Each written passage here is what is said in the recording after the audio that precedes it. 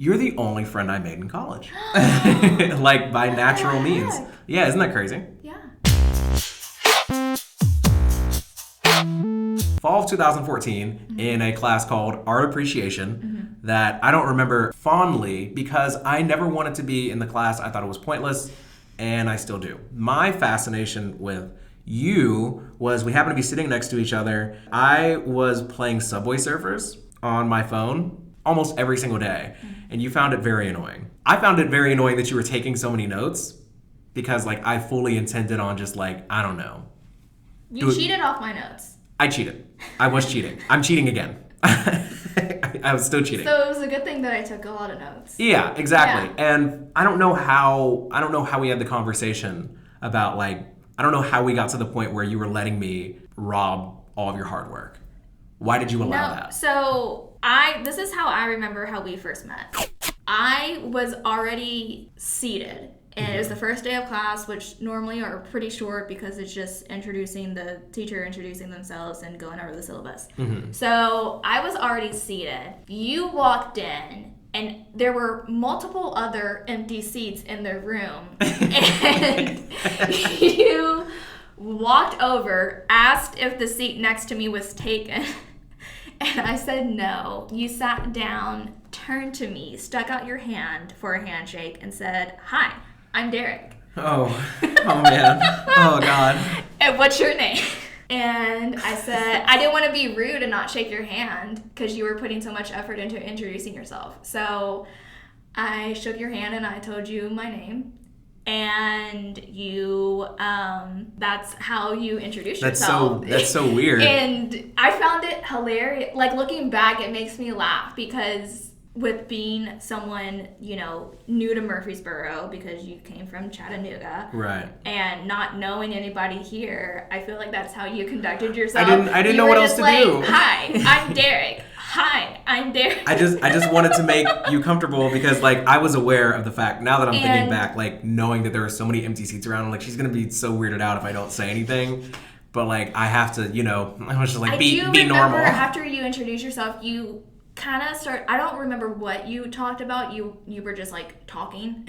Sounds about right. And as I stated earlier, you came off, you were clearly, like, very extroverted, like, wow, like, all up in your face. But I like the fact that you talked a lot because that meant I didn't have to do a lot of talking. Right.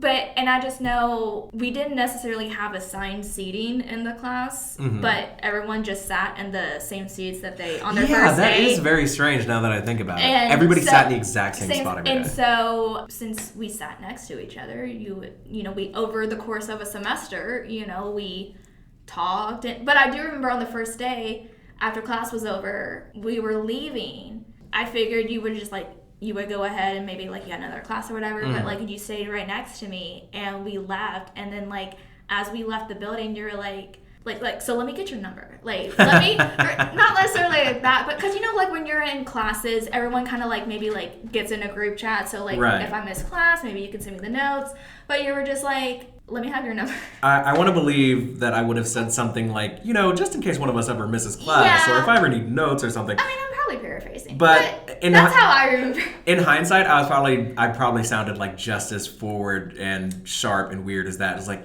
let me. And I remember, you know what? I remember, like, because then after that, like, you left and you went off to do whatever. And I remember thinking to myself, like, is this really how college is? Is everybody this nice? Well, I was like, because you were the first person, because that was one of my first classes, like, of that day. Yeah. And it was, like, the first week. So you were one of the first people I met, and I was like, man, like, is this really how it is? Like, people just go up to you and nobody would ever do that again. Yeah. But that's, I guess, how you make friends. Like, if like a group of y'all decided to go to different colleges and you're at a college, and you're like, just go and ask to shake someone's hand, be like, "Hi, this is who I am. Nice to meet you." So obviously, You were so formal about it. I loved it. yeah, I was great. I was a very nice young kid. My living situation is obviously different than it is now. I was living in a dorm. I was sharing it with Jordan, who will make an appearance on this podcast someday, hopefully. You did at some point make your way over to my dorm. Yeah. What was your experience like seeing how I lived? Because you lived off campus, right? Yeah, I lived with my parents since they live here in Murfreesboro. It was about a 10-minute drive from their house to the campus. So Right. I don't know at what point you decided to come over or why you came over. Do you have any idea why you decide to come to my dorm? I wouldn't have come over if you didn't invite me. Okay. You definitely invited me. I'm trying to think about like why. Like I don't know what I thought. It's not like I just, well, for one, I didn't even, like I knew you were living on campus, but it's not like I knew what dorm you were in because there's multiple different dorms. And so, there's co-ed dorms. There was probably a point. Boys only, there's girls only. There's probably a point where we were both on campus and you might have had a class later on. Like you had an early class and then a later class. And I was like, hey, this is where I'm going to be. Why don't you just swing by and hang out? Yeah. Because what would you do in between classes otherwise? Like sit in the student union or something? Well, I mean, I would, in between breaks for my classes, I was either at the library, I was catching up on schoolwork. Like, I was a good student. Extremely studious. Yeah, there's nothing wrong with being studious in college, though. Yeah, I mean, it just doesn't that's matter. how you get a degree. Yeah. So, art appreciation, I feel like required. No, but I do remember our professor looked like the lead singer in Maroon 5. Oh my God. Yeah, he was actually, he's still on so my boyfriend actually had the option to take art appreciation. And so I went on the MTSU's website to see if he still taught, and his picture's on their website. And he looks just like, because I was like, that's him.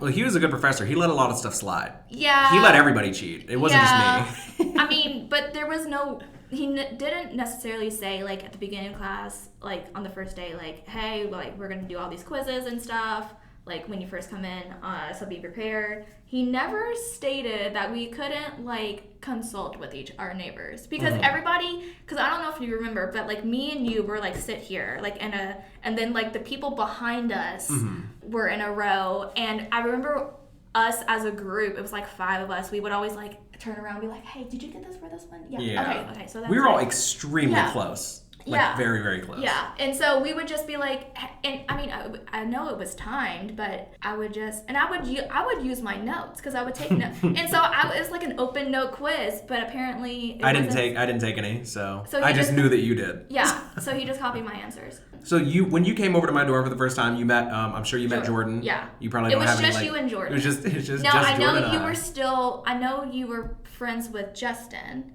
But I don't think you guys were I think he was in a separate, like, room. Yeah, eventually we'll get to Justin. But yeah, Justin, he lived off campus. He was living in Shelbyville. Yeah, he was in Shelbyville. Oh, I thought he was in your dorm. No, we did not live with Justin until way later on. Okay, so yes, I met Jordan. He was nice, very polite. No, he was extremely polite and very friendly. He was just quiet, after he introduced himself and made small talk, he kind of just did his own thing, and you were running around trying to be a hostess in a, like, 4 foot by 4 foot dorm. I just wanted you to, like, not be disgusted by the place, but I should have known that was inevitable. I went there knowing 2 guys lived there, so I wasn't expecting very, like, much. I do remember I had to sit on your bed because there was just nowhere to sit. Yeah. There was 2 beds, 2 desks, 2 chairs, and it's Yeah, but I think the chairs, Why would one of us sit on a chair and one of us sit on the bed? It was weird. Yeah, so we both just sat on the bed. I didn't want to sit on Jordan's stuff because that seemed rude. I'm meeting him for the first time, Yeah, you didn't come over often. There wasn't much to do. There was nothing really going on. No. When we were both sophomores, both of our second years, I was then living in a dorm by myself. Yeah. And you were still living off campus. Yes. I lived off campus all the way until I graduated. Wow. Yeah. Couldn't be me. Can't imagine. There were times where I wanted to because I have 2 younger brothers. And so there's 2 bathrooms. There's one, the master bathroom that was in my parents' room. And then there was the kids' bathroom that I had shared with my 2 brothers. And it was so annoying because, I would be trying either to, study and they're playing Fortnite or whatever, and or like they would take showers at like 1 o'clock in the morning. Like, it was just very odd. Yeah, weird stuff. And I'm just like, I just want my own place. I oh my gosh, I don't know how I got through it, but I did. So did you see did anything about our relationship? Did you see anything change going into our second year? We still kept in the same amount of contact. Yeah. We still spent the same amount of like minimal time together outside of classes. Well, I feel like we didn't hang out that much. I think, yes, we were going into like our core classes for our majors. I think like we met up quite a few times, like on camp, like at the KUC, and whenever you were on campus, like we would like eat together and stuff. Yeah. That was not very uncommon. I mean, if we had, if you were like, oh, like, are you on campus, or like, what are you doing? Like, cause you were an RA, so like you were in the co-ed building because you were on the floor. I was on the second floor. It was all men. And now that I think about it, it's like, as much as it would have been nice to hang out generally, but at the time, my girlfriend at the time was living in the same building, so it would have been weird for us to spend. And I knew that she knew of me, and like I still to this day have never met her. I knew that like she didn't like you hanging out with me. I mean, any girlfriend probably wouldn't like the idea of some other girl. I always felt bad when like you would hit me up and be like, oh, hey, do you want to go get food or whatever? And I would just, in the back of my mind, being like, gosh. She knows. Yeah. She'll be watching. I know. I kind of felt like she had like a third eye in a sense. Like she was always present. And when she wasn't. And there was a situation actually in our third year, our junior year, after her and I ended up not being together, that we did become aware of the fact that like when we were in places together on campus, like she found out, she knew. Yeah. So there's no like reason she to had believe spies that everywhere. She might still. In our junior year, I feel like that's the year where I was 20 years old, and I felt like I was in my prime then. But you think that's the worst I ever was? Yeah, so you joined the fraternity. So Jordan was already in the fraternity, and then you joined, and I think he was your big. Right. Yeah. Which I was proud of because I was like, oh, you two, you're in the fraternity together, you're best friends, so it's going to be great for you guys. Yeah, good, healthy fun. Yeah. And I know fraternity life. Like, I mean, I've been to, prior to you going to a fraternity, I had been to one or two, like, fraternity parties. You knew your way around a party. Well, your personality did a complete 180. As with a fraternity, you there is obviously drinking involved. I was doing a little bit. I drank a little. You're at a party. There's going to be some refreshments. Even when I wasn't at the party. I noticed. I felt like you kind of had like an agenda, like a goal to like see how many people you could sleep with. What? And like I felt like maybe there was like a competition between y'all and the and I felt like you were on a mission, Maybe. I was trying to have fun. I understand you were wanting to live the college life experience. To be a 20-year-old man. It's like you were like, okay, done with you. Okay, bye. Next one. Next one. Like you were just throwing them out. Okay, I feel like okay, I have to defend myself here because I remember exactly how I was and who I was and who I was talking to at the time. I just remember thinking, this isn't the Derek I know. Like, who is this person? Like, he's not like this. He's polite and respectful to women. I was polite and respectful to women. Just because honestly, I thought it was like the drinking that had changed. Because, let's be honest, you were like drinking at like 9 o'clock in the morning. I never drank before noon. Well, you would drink early in the morning. I would drink when the sun was out sometimes.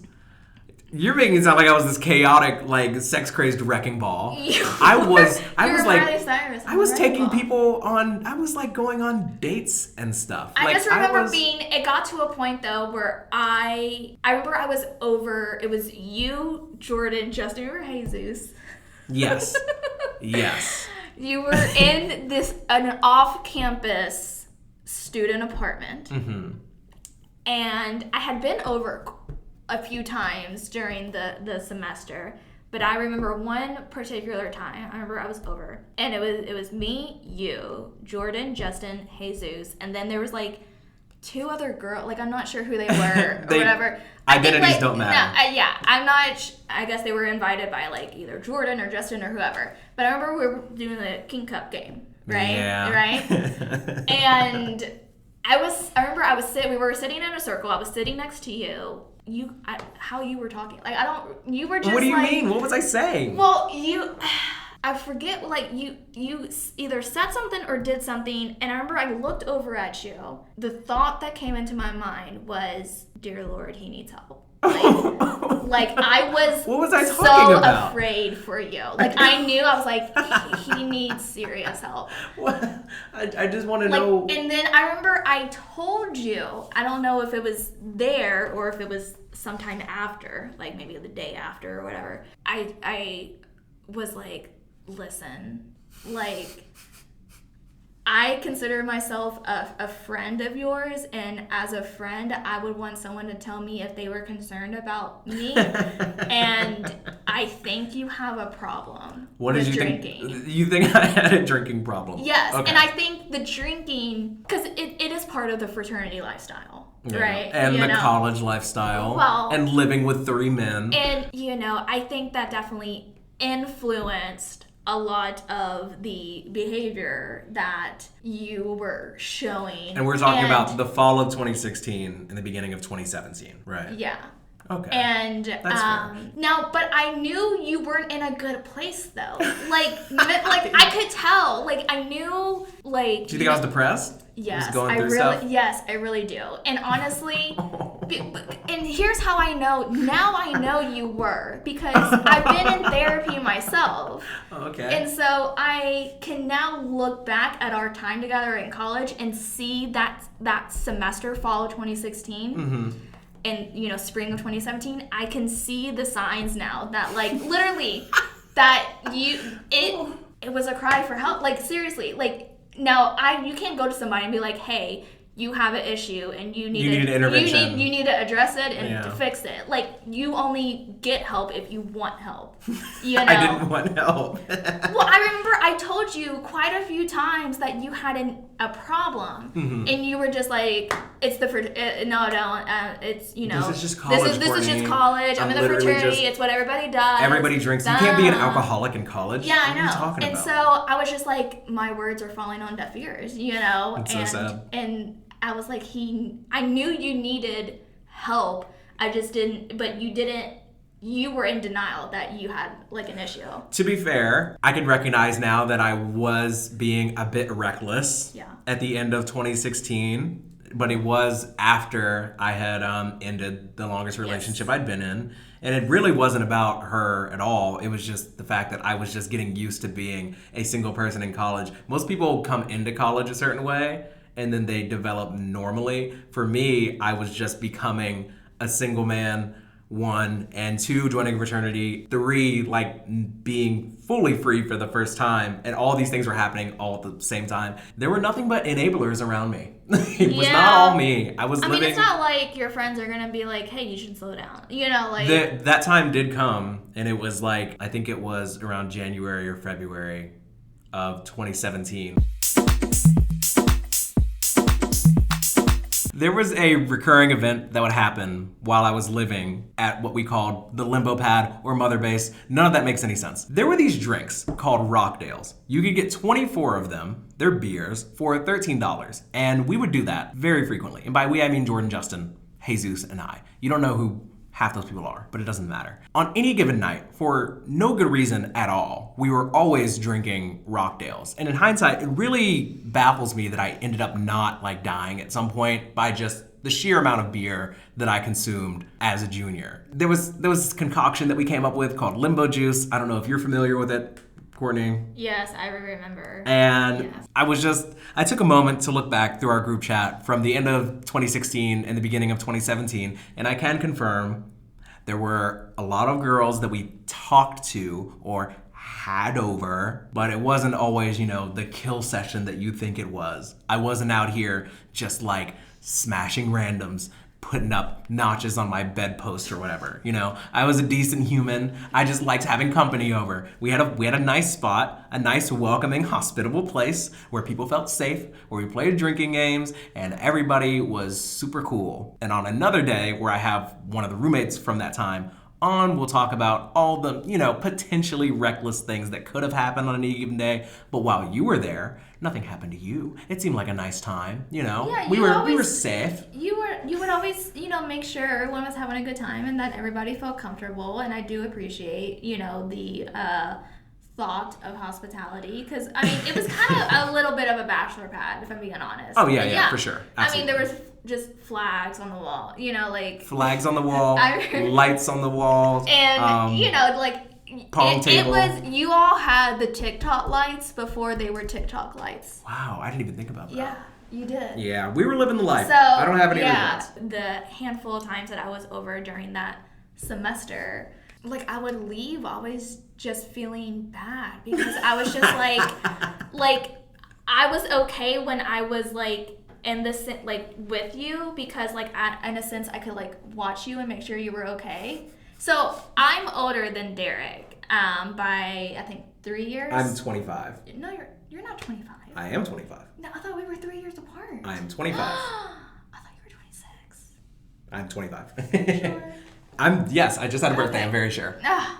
Okay, well, okay. You are older than you thought you were. Yeah, I am. For some reason, I thought we were 3 years apart. I don't know I always knew you were 5 because I used to tell my brother, hey, I'm friends with this girl that's your age. It's weird, huh?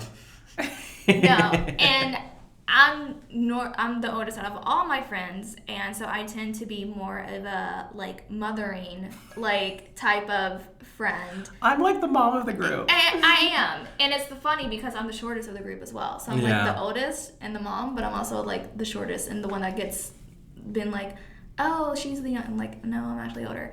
And so I always felt like I was looking out for you. But so when I would leave, I would just be man, I hope he's okay. I hope he is able to wake up for his classes and Was there ever a point throughout my junior year where I was drinking how I was and I was on these missions that you speak of? Was there ever a point where you thought, I don't think I can hang out with this guy anymore. I don't want to be around this. Yeah, there was. I'm glad that I didn't listen to myself, and I'm glad that, because honestly what it was is I would have kicked myself if I stopped being your friend, only to then later on find out that you either drank too much and fell off a balcony. Well, that, or maybe you dropped out of college, or if you were just going off of a cliff, right. You just increased your drinking, and for me to be you know what, he needs somebody to just tell him. I see somebody that I care about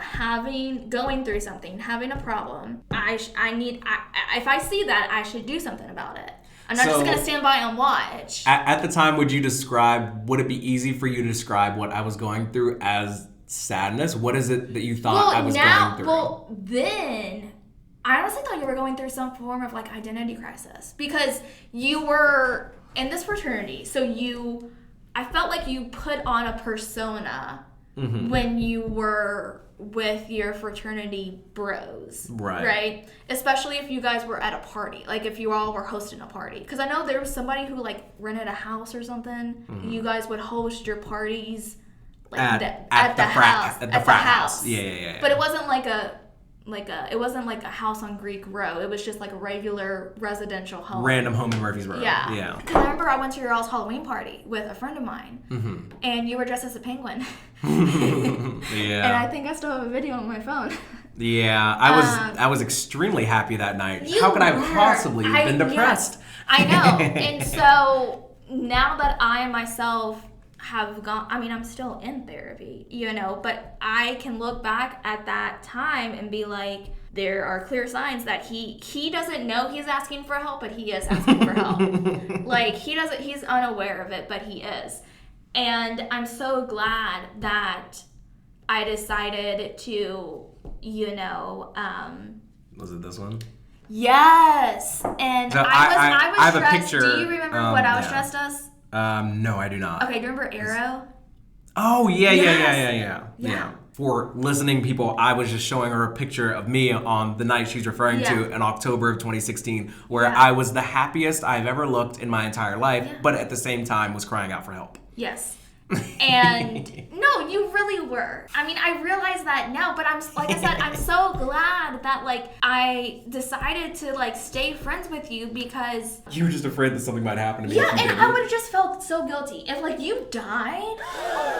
I would have been like, what could I have done? Like survivor's guilt in a sense. Like, you know, so, like what? But even in the midst of this crisis, this identity crisis, and this depression that I'm going through, and this cry out for help, I'm still like a decent friend, right? Like I'm. Yeah. like we still hung out when we weren't drinking. We still, you know. Yeah, but see, during that time, I only like to hang out with you when you were like sober.